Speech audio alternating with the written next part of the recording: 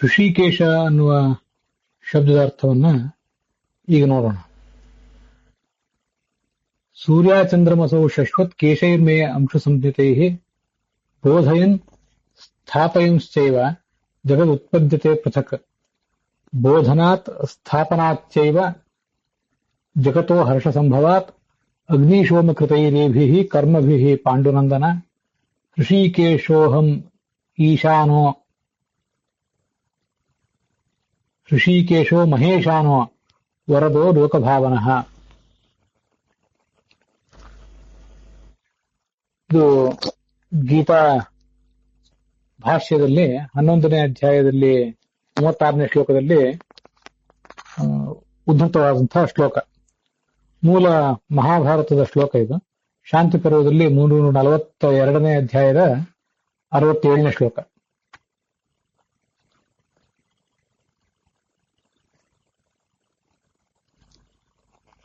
ಈ ಶಬ್ದ ಏನ್ ಅರ್ಥವನ್ನು ಹೇಳ್ತದೆ? ಋಷಿಕೇಶ ಅನ್ನುವ ಶಬ್ದ ಇಲ್ಲಿ ಯಾವ ಅರ್ಥವನ್ನ ಪ್ರತಿಪಾದನೆ ಮಾಡ್ತಾ ಇದ್ದಾರೆ? ಅಗ್ನಿಶೋಮಾದ್ಯಂತರ್ಯಾಮಿತೆಯ ಜಗದ್ಧರ್ಷಣಾತ್ ಋಷಿಕೇಶ ಅಂತ ಆಚಾರ್ಯರು ಅದಕ್ಕೆ ಅರ್ಥ ಬರೆದಿದ್ದಾರೆ.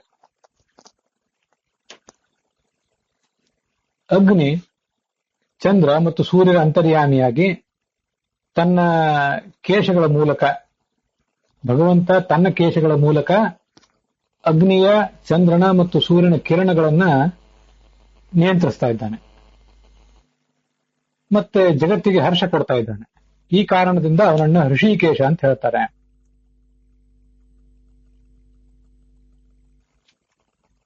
ಇದಕ್ಕೆ ಪ್ರಮಾಣಗಳೆಲ್ಲಿವೆ? ಶಶಿ ಸೂರ್ಯ ನೇತ್ರಂ, ಚಂದ್ರ ಸೂರ್ಯರ ಆತನ ನೇತ್ರಗಳು ಇತ್ಯಾದಿ ಕಡೆಗಳಲ್ಲಿ ಅನೇಕ ಪ್ರಮಾಣಗಳನ್ನ ಅದರ ಬಗ್ಗೆ ಹೇಳ್ತಾರೆ. ಅದು ಹೇಗೆ? ಕೇಶತ್ವಂತೂ ಅಂಶೂನಾಂ ತನ್ನಿಯತತ್ವಾದೇಹೆ. ಈ ಕೇಶಗಳು ಭಗವಂತನ ಕೇಶಗಳು ಈ ಕಿರಣಗಳನ್ನ ನಿಯಂತ್ರಿಸ್ತಾ ಇವೆ. ಸೂರ್ಯನ ಕಿರಣ, ಚಂದ್ರನ ಕಿರಣ ಮತ್ತು ಅಗ್ನಿಯ ಕಿರಣಗಳು ಪರಮಾತ್ಮನ ಕೇಶಗಳಿಂದ ಪೂರ್ಣ ಭಿನ್ನವೇ. ಆದರೂ ಆ ಮೂವರ ಕಿರಣಗಳಿಗೆ ಇವನ ಕೇಶಗಳು ನಿಯಾಮಕ ಆದ್ದರಿಂದ ಆ ಕಿರಣಗಳನ್ನ ಭಗವಂತನ ಕೇಶ ಅಂತಾನೆ ಹೇಳ್ತಾರೆ. ಅಭೇದ ಎಲ್ಲೇ ಹೋದ್ರೂ ಕೂಡ ಕಾರಣತ್ವ ಮತ್ತು ನಿಯಾಮಕತ್ವ ಇತ್ಯಾದಿ ನಿಮಿತ್ತಗಳಿಂದಾಗಿ ಯಾವುದಾದ್ರೂ ಒಂದು ಕಾರಣ ಒಂದು ಕಾರ್ಯಕ್ಕೆ ಉತ್ಪಾದಕವಾಗಿದ್ದಾಗ ಆ ಕಾರ್ಯವನ್ನು ಕೂಡ ಕಾರಣ ಅನ್ನೋ ಶಬ್ದದಿಂದ ಹೇಳ್ಬಿಡ್ತಾರೆ. ಮತ್ತೆ ನಿಯಮ್ಯ, ನಿಯಾಮಕ ಇವು ಎರಡನ್ನೂ ಕೂಡ ಅದೇ ಶಬ್ದದಿಂದಲೇ ಹೇಳ್ತಾರೆ. ನಿಯಮ್ಯವಾದದ್ದು ಯಾವುದೊಂದು ನಿಯಮಿಸಲ್ಪಟ್ಟಿರ್ತದೋ ಆ ನಿಯಾಮಕದ ಹೆಸರನ್ನೇ ನಿಯಮಕ್ಕೂ ಹೇಳ್ಬಿಡ್ತಾರೆ. ಕಾರ್ಯವು ಯಾವ ಕಾರಣದಿಂದ ಹುಟ್ಟಿದೆಯೋ ಆ ಕಾರ್ಯಕ್ಕೂ ಕೂಡ ಕಾರಣದ ಒಂದು ಶಬ್ದವನ್ನೇ ಹೇಳ್ಬಿಡ್ತಾರೆ. ಇದೆಲ್ಲ ಜಗತ್ತಿನಲ್ಲಿ ಕಂಡಿದೆ. ಭಾಗವತ ತಾತ್ಪರ್ಯದಲ್ಲೂ ಕೂಡ ಕಾರ್ಯಕಾರಣಯೋಹೋ ಏಕ ಶಬ್ದ ವ್ಯವಹೃತಿರ್ಭವೇತ್ ಅಂತ ಕೇಳಿ ಬರ್ತದೆ. ಕಾರ್ಯ ಮತ್ತು ಕಾರಣಗಳೆರಡೂ ಕೂಡ ಒಂದೇ ಶಬ್ದದಿಂದಲೇ ಕರೆಯಲ್ಪಟ್ಟಿವೆ ಅಂತ ಅದರ ತಾತ್ಪರ್ಯ. ಹೀಗೆ ಕಾರ್ಯ ಮತ್ತು ಕಾರಣಗಳಲ್ಲಿ ಕಾರಣ ಅನ್ನುವುದೇ ಪ್ರಧಾನ. ನಿಯಮ್ಯ ಮತ್ತು ನಿಯಾಮಕಗಳಲ್ಲಿ, ನಿಯಮ್ಯ ಅಂದ್ರೆ ನಿಯಮಿಸಲ್ಪಟ್ಟಿರುವಂಥದ್ದು, ನಿಯಾಮಕ ಅಂದ್ರೆ ನಿಯಮಿಸ್ತಾ ಇರುವಂತಹ ವ್ಯಕ್ತಿ ಅಂತ ಅರ್ಥ. ಅವೆರಡರಲ್ಲಿ ಈ ನಿಯಾಮಕವಾದದ್ದೇ ಪ್ರಧಾನ. ಆದ್ರಿಂದ ಆ ನಿಯಮ್ಯವನ್ನ ಕೆಲವೊಮ್ಮೆ ಅಥವಾ ಅನೇಕ ಬಾರಿ ಈ ನಿಯಾಮಕ ಶಬ್ದದಿಂದಲೇ, ನಿಯಾಮಕವಾದಂತಹ ವ್ಯಕ್ತಿ ಏನಿದ್ದಾನೆ ಅವನನ್ನು ಹೇಳುವ ಶಬ್ದದಿಂದಲೇ ಹೇಳ್ಬಿಡ್ತಾರೆ. ಇಂಥವೆಲ್ಲ ಜಗತ್ತಿನಲ್ಲಿ ಅನೇಕ ಬಾರಿ ಕಂಡಿರ್ತದೆ. ಕಾರ್ಯಕ್ಕಿಂತ ಕಾರಣವೇ ಪ್ರಧಾನ ಆದ್ರಿಂದ ಆ ಕಾರಣವಾಚಕ ಶಬ್ದದಿಂದಲೇ ಕಾರ್ಯವನ್ನು ಕೂಡ ಹೇಳಿಬಿಡ್ತಾರೆ. ಇದೆಲ್ಲ ಶಶಿ ಸೂರ್ಯ ನೇತ್ರಂ, ಶಶಿ ಸೂರ್ಯಗಳು ಈತನ ಕಣ್ಣು, ಭಗವಂತನ ಕಣ್ಣು ಅಂತ ಇದೇ ಗೀತಾದಲ್ಲಿ 11ನೇ ಅಧ್ಯಾಯದ ಇದೇ ಅಧ್ಯಾಯದಲ್ಲಿ 19ನೇ ಶ್ಲೋಕದಲ್ಲಿ ಹೇಳಿದ್ದಾರೆ.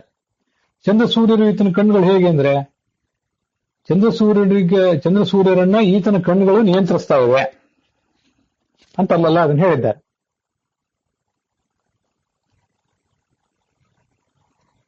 ಮತ್ತೂ ಒಂದು ಅರ್ಥವೂ ಕೂಡ ಇದೆ.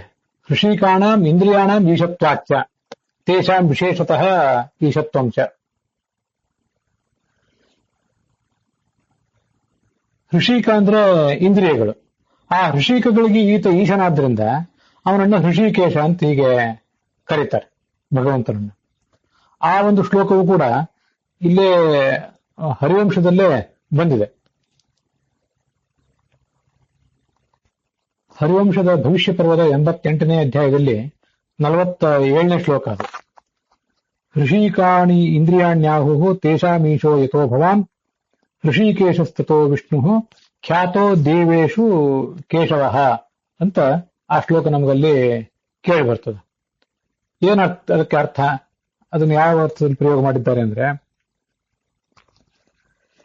ಈ ಇಂದ್ರಿಯಗಳಿಗೆ ಹೃಷಿಕ ಅಂತ ಕರೀತಾರೆ.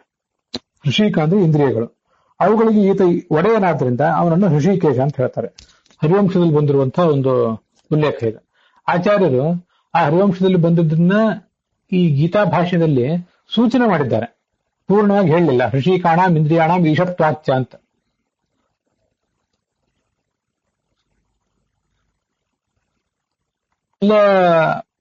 ಎಲ್ಲ ಇಂದ್ರಿಯಗಳಿಗೂ ಕೂಡ ಜ್ಞಾನ ಕ್ರಿಯಾಶಕ್ತಿ ಪ್ರಧಾನಾದ್ರಿಂದ ಇಂದ್ರಿಯಗಳಿಗೆ ಆತ ವಿಶೇಷವಾಗಿ ಒಡೆಯನಾಗಿದ್ದಾನೆ. ಬೃಹದಾರಣ್ಯಕ ಉಪನಿಷತ್ನಲ್ಲಿ ಅಂತರ್ಯಾಮಿ ಬ್ರಾಹ್ಮಣದಲ್ಲಿ ಯಃ ಪ್ರಾಣೇ ತಿಷ್ಠನ್ ಪ್ರಾಣಂ ಅಂತರೋ ಯಮಯತಿ ಎಂ ಪ್ರಾಣೋ ನ ವೇದ ಇತ್ಯಾದಿ ಕಡೆಗಳಲ್ಲಿ ಅದನ್ನು ವರ್ಣನೆ ಮಾಡಿದ್ದಾರೆ. ಬೃಹದಾರಣ್ಯಕ ಉಪನಿಷತ್ತಿನ 3ನೇ ಅಧ್ಯಾಯದಲ್ಲಿ ಅಂತರ್ಯಾಮಿ ಬ್ರಾಹ್ಮಣದಲ್ಲಿ ಭಗವಂತನ ಅಂತರ್ಯಾಮಿತ್ವವನ್ನು ಹೇಳ್ತಾರೆ. ಯಹ ಪ್ರಾಣೇ ತಿಷ್ಠನ್ ಪ್ರಾಣಾದಂತರಃ ಎಂ ಪ್ರಾಣೋ ನ ವೇದ ಯಸ್ಯ ಪ್ರಾಣಃ ಶರೀರಂ ಯಹ ಪ್ರಾಣಂ ಅಂತರೋ ಯಮಯತೆ. ಈ ಘ್ರಾಣೇಂದ್ರಿಯದ ಅಭಿಮಾನಿಯಾದಂತಹ ದೇವತೆಗಳು ಒಳಗಿದ್ದು ಅವನನ್ನು ಆತ ನಿಯಮಿಸ್ತಾನೆ. ಯಹ ವಾಚಿ ತಿಷ್ಠನ್ ಅಂತ ಮುಂದಿನ ಮಂತ್ರ, ವಾಚಂ ಅಂತರೋ ಯಮಯತೆ, ವಾಗೀಂದ್ರಿಯದ ಅಭಿಮಾನಿಯನ್ನ ಅದರೊಳಗಿದ್ದು ನಿಯಮಿಸ್ತಾ ಇದ್ದಾನೆ. ಇವೆಲ್ಲ ಆಯಾ ದೇವತೆಗಳಿಗೆ, ಆಯಾ ಇಂದ್ರಿಯಾಭಿಮಾನಿ ದೇವತೆಗಳಿಗೆ ಆತ ಹೇಗೆ ನಿಯಾಮಕನಾಗಿದ್ದಾನೆ ಎನ್ನುವುದನ್ನ ವರ್ಣಿಸುವ ಭಾಗ. ಯಹ ಚಕ್ಷುರಂತರಃ ಯಮಯತಿ ಅಂತ ಚಕ್ಷುರೇಂದ್ರಿಯದ ಬಗ್ಗೆ ಹೇಳಿದ್ದಾರೆ. ಮುಂದೆ ಶ್ರೋತ್ರೇಂದ್ರಿಯದ ಬಗ್ಗೆ, ಮನಸ್ಸಿನ ಬಗ್ಗೆ, ಮತ್ತೆ ತ್ವಚಿ ತಿಷ್ಠನ್ ತ್ವಗೀಂದ್ರಿಯದ ಬಗ್ಗೆ ಕೂಡ ಮುಂದೆ ವರ್ಣನೆ ಮಾಡ್ತಾರೆ. ಹೀಗೆ ಭಗವಂತ ಅಲ್ಲಿ ಎಲ್ಲಾ ಕಡೆನೂ ಕೂಡ ಇದ್ದು ಆಯಾ ಇಂದ್ರಿಯಗಳನ್ನ ನಿಯಮಿಸ್ತಾ ಇದ್ದಾನೆ.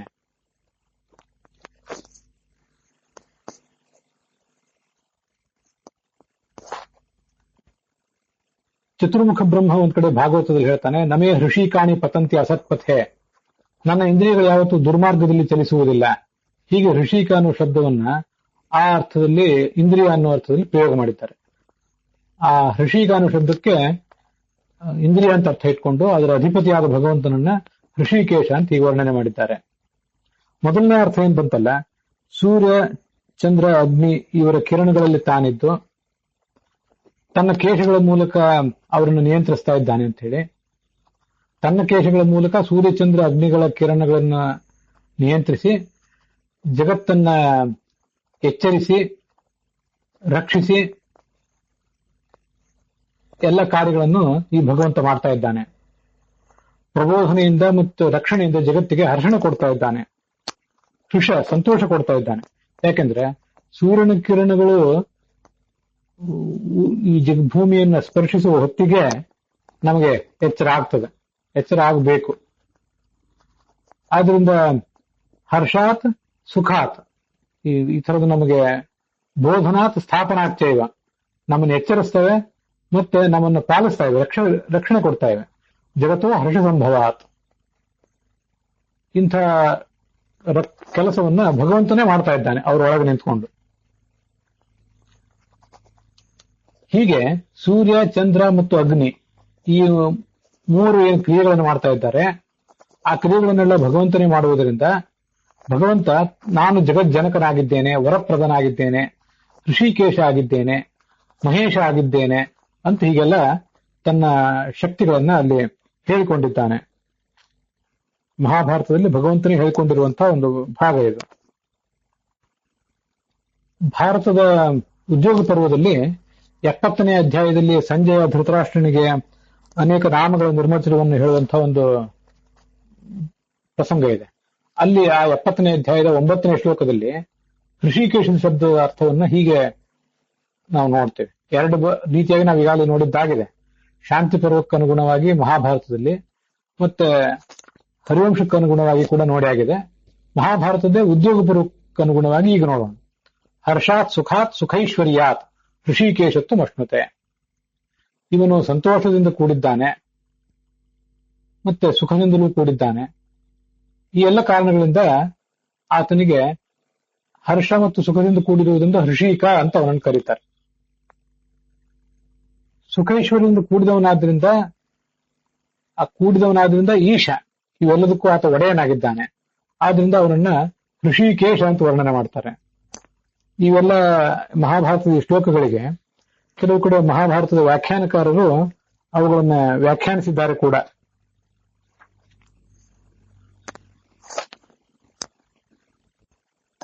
ಹೃಷಃ ಅಂದ್ರೆ ಹರ್ಷ, ಹೃಷತುಷ್ಟವನು ಧಾತುವಿನಿಂದ ಒಂದು ಕ ಪ್ರತ್ಯಯ ಬಂದು ಹೃಷ ಅಂತ ಅರ್ಥ ಆಗಿ ಒಂದು ರೂಪ ನಿಷ್ಪನ್ನ ಆಗಿದೆ. ಹೃಷ ಅಂದ್ರೆ ಹರ್ಷ, ಸಂತೋಷ ಅಂತಾನೆ ಅರ್ಥ.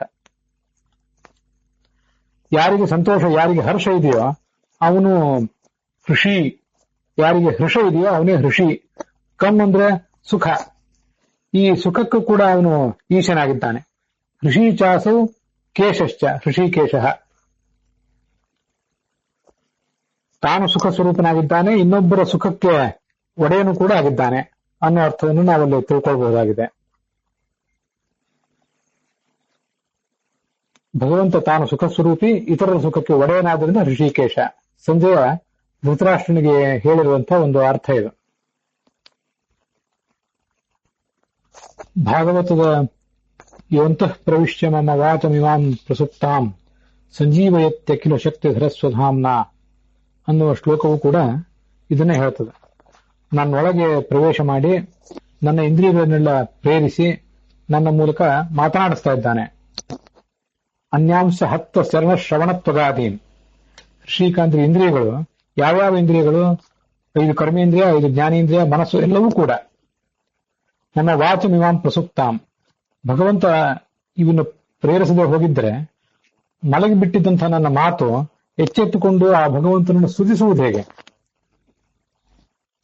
ಸ್ವಧಾಮ್ನ, ತನ್ನ ಶಕ್ತಿಯಿಂದಲೇ ಇದನ್ನೆಲ್ಲ ಮಾಡ್ತಾ ಇದ್ದಾನೆ.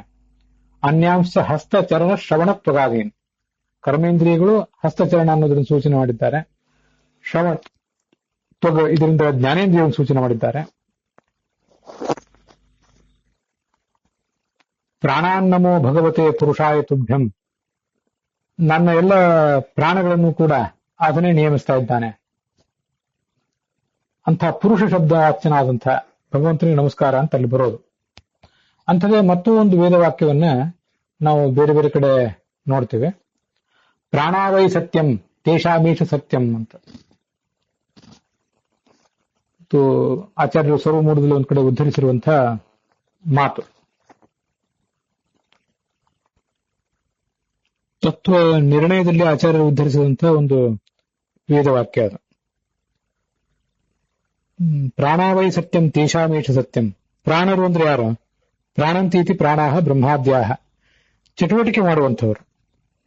ಪ್ರಾಣಂತೀತಿ ಪ್ರಾಣಾಹ ಅಂತ ಜಯತೀರ್ಥರು ಅದನ್ನ ಟೀಕಾದಲ್ಲಿ ಹೇಳ್ತಾರೆ. ಪ್ರಾಣಂತಿ ಅಂದ್ರೆ ಚೇಷ್ಟಂತೆ, ಜಗತ್ತಿನಲ್ಲಿ ಕೆಲಸ ಮಾಡುವಂಥವ್ರು, ಯಾವುದೇ ಚಟುವಟಿಕೆಯಿಂದ ಇರುವಂಥವ್ರು, ಬ್ರಹ್ಮಾದಿ ದೇವತೆಗಳು ಯಾರ್ಯಾರಿದ್ದಾರೆ ಅವರೆಲ್ಲರ ಚೇಷ್ಟೆಗಳಿಗೂ ಕೂಡ ಬ್ರಹ್ಮಾದಿ ದೇವತೆಗಳು, ಅದ್ರ ಕೆಳಗಿರುವಂತಹ ದೇವತೆಗಳು, ಅರ್ಥಾಭಿಮಾನಿ ದೇವತೆಗಳು, ಅರ್ಥಾಭಿಮಾನಿ ದೇವತೆಗಳಿಗಿಂತ ಕೆಳಗೆ ಇಂದ್ರಿಯಾಭಿಮಾನಿ ದೇವತೆಗಳು ಇದ್ದಾರೆ. ಅವರೆಲ್ಲರ ಚೇಷ್ಟೆಗೂ ಕೂಡ ಅವನು ಕಾರಣನಾಗಿದ್ದಾನೆ. ಅದಕ್ಕಾಗಿ ಈ ಪ್ರಾಣಾವೈ ಸತ್ಯಂ ತೇಷಾಮೇಷ ಸತ್ಯಂ ಅನ್ನೋದು ಎಲ್ಲಾ ದೇವತೆಗಳಿಗೂ ಆ ಭಗವಂತನೇ ಅತ್ಯಂತ ದೊಡ್ಡ ಸತ್ಯನಾಗಿದ್ದಾನೆ ಅಂತ ವರ್ಣಿಸುವುದರಿಂದ ಇದನ್ನ ಅನೇಕ ಬಾರಿ ಸಂಕ್ಷಿಪ್ತವಾದಂತಹ ಮಂಗಲಾಚರಣಕ್ಕೆ ನಾನು ಉಪಯೋಗ ಮಾಡಿಕೊಂಡಿರುತ್ತೇನೆ. ತಾವೆಲ್ಲ ಅದನ್ನ ಗಮನಿಸಿರಬಹುದು. ಹೀಗೆ ಎಲ್ಲರಿಗೂ ಕೂಡ ಆತ ಒಡೆಯ, ಇಂದ್ರಿಯಗಳಿಗೂ ಒಡೆಯನಾಗಿದ್ದಾನೆ. ಮತ್ತೆ ಚತುರ್ಮುಖಾದಿಗಳ ಎಲ್ಲರ ಸುಖಕ್ಕೂ ಕೂಡ, ಅದನ್ನು ನಾವು ಋಷಿಕೇಶನ ಶಬ್ದದಿಂದ ನೋಡಿದ್ದೇವೆ. ತಾನು ಸುಖ ಸ್ವರೂಪನಾಗಿದ್ದಾನೆ, ಎಲ್ಲರ ಸುಖಕ್ಕೂ ಕೂಡ ತಾನೇ ಅಧಿಪತಿಯಾಗಿದ್ದಾನೆ. ಏತಸ್ಯೈವ ಆನಂದಸ್ಯ ಅನ್ಯೇ ಜೀವಾಹ ಮಾತ್ರಾಂ ಉಪಜೀವಂತಿ ಅಂತ ಬೃಹದಾರಣ್ಯಕ ಉಪನಿಷತ್ತು ಒಂದ್ ಕಡೆ ವರ್ಣಿಸ್ತದೆ. ಅವನೇ ದೊಡ್ಡ ಆನಂದ ಸ್ವರೂಪನಾದಂತಹ ವ್ಯಕ್ತಿಯಾಗಿದ್ದಾನೆ. ಅವನ ಆನಂದವೇ ಯಾವುದೋ ಒಂದು ಸಣ್ಣ ಭಾಗವನ್ನ ಅನ್ಯಾನಿ ಭೂತಾನಿ ಉಪಜೀವಂತೆ, ಉಳಿದೆಲ್ಲ ಜೀವರು ಕೂಡ ಅನುಸರಿಸಿಕೊಂಡು ಉಪಜೀವಿಸಿಕೊಂಡಿದ್ದಾರೆ. ಅವನ ಅನಂತ ಆನಂದದ ಒಂದು ತುಣುಕನ್ನ ಮುಕ್ತಿಯಲ್ಲಿ ಅವರು ಕಾಣ್ತಾರೆ ಅಂತ ಅದರ ತಾತ್ಪರ್ಯ. ಇಲ್ಲಿಗೆ ಋಷಿಕೇಶ ಶಬ್ದದ ನಿರ್ವಚನ ಮುಕ್ತಾಯ ಕಾಣುತ್ತದೆ.